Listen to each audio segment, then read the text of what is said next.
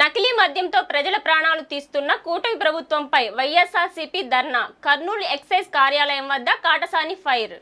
కల్తీ మద్యం దందాపై రాష్ట్ర ప్రభుత్వాన్ని లక్ష్యంగా చేసుకుని వైఎస్ఆర్ కాంగ్రెస్ పార్టీ తీవ్ర నిరసనను వ్యక్తం చేశారు. కల్తీ మద్యంతో ప్రజల ప్రాణాలు తీస్తున్నారంటూ ఆరోపించారు. నంద్యాల జిల్లా అధ్యక్షులు మరియు పాణ్యం మాజీ ఎమ్మెల్యే కాటసాని రాంభూపాల్ రెడ్డి ఆధ్వర్యంలో కర్నూలులోని ఎక్సైజ్ సూపరింటెండెంట్ కార్యాలయం వద్ద సోమవారం భారీ ధర్నా నిర్వహించారు. పార్టీ నాయకులు మహిళలతో కలిసి కాటసాని రాంభూపాల్ రెడ్డి మద్యం బాటిల్ను ప్రదర్శిస్తూ నిరసన తెలిపారు.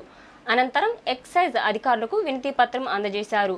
రాష్ట్రంలో కల్తీ మద్యం మాఫియా పట్ల కూటమి ప్రభుత్వం ఉద్దేశపూర్వకంగా వ్యవహరిస్తోందని తీవ్ర స్థాయిలో మండిపడ్డారు. ఆంధ్రప్రదేశ్ రాష్ట్రాన్ని ఏలుతున్న ప్రభుత్వ పెద్దలు రాష్ట్రాన్ని మద్యం మత్తులో ముంచెత్తుతున్నారు.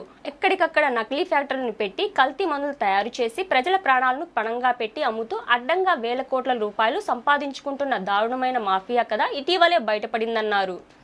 చిత్తూరు జిల్లా తంబళ్లపల్లి నియోజకవర్గం మొలకల చెరువులో బయటపడిన టీడీపీ వాళ్ల కల్తీ ఫ్యాక్టరీ లింకులు తర్వాత బెజవాడలోనూ బయటపడ్డాయి. దీని వెనుక ఎంత విస్తారమైన మాఫియా ఉందో అర్థమవుతుందని కాటసాని ఆరోపించారు.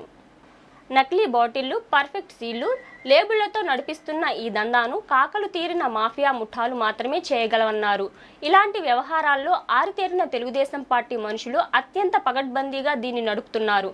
నకిలీ మద్యాన్ని తయారు చేయడం రాష్ట్ర వ్యాప్తంగా టీడీపీ వాళ్ళ చేతుల్లోనే ఉన్న లిక్కర్ షాపులకు, బెల్ట్ షాపులకు సప్లై చేయడం ఇదంతా ఒక దందాగా కొనసాగుతోందని ఆయన స్పష్టం చేశారు. కల్తీ మద్యం ఆధారాలతో దొరికిపోయిన తర్వాత చంద్రబాబు ప్రభుత్వం డైవర్షన్ గేమ్స్ ఆడుతోందని కాటసాని విమర్శించారు. నిందితులను కాపాడడానికి జయచంద్రారెడ్డి ఇతర నిందితులు ఎవరు తెలుగుదేశం వాళ్లు కారు. వీళ్లంతా వైఎస్ఆర్సీపీ కోవాట్లు అని ప్రచారం చేస్తున్నారు. అడ్డంగా దొరికిపోతే వైఎస్ఆర్సీపీ కోవాట్ అంటున్నారు. దొరకపోతే చల్లగా ఈ దందా నడుపుకుంటూ పోతారంటూ ధ్వజమెత్తారు. ప్రభుత్వానికి చిత్తశుద్ధి ఉంటే కల్తీ ఫ్యాక్టరీలు బయటపడినప్పుడే రాష్ట్ర వ్యాప్తంగా ప్రతి లిక్కర్ షాపులో, బెల్ట్ షాపుల్లో సోదాలు చేసి సప్లై చైన్ను బ్రేక్ చేసేదని ఆయన డిమాండ్ చేశారు. 10 రూపాయల ఖర్చుతో తయారవుతున్న ఒక బాటిల్ వెనుక 90 రూపాయల లాభం వస్తుందని, ఇది వేలాది కోట్ల దందా అని, ఇందులో పైనుంచి కింది స్థాయి వరకు అధికారులు, రాజకీయ నాయకులు పంచుకుంటున్నారని ఆరోపించారు.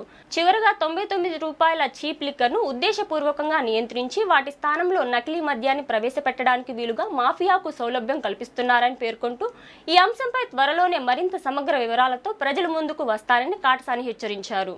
ఈ కార్యక్రమంలో వైఎస్ఆర్సీపీ కార్పొరేటర్లు, మండల నాయకులు, మహిళా కార్యకర్తలు, అభిమానులు పెద్ద సంఖ్యలో పాల్గొని ప్రభుత్వానికి వ్యతిరేకంగా నినాదాలు చేశారు.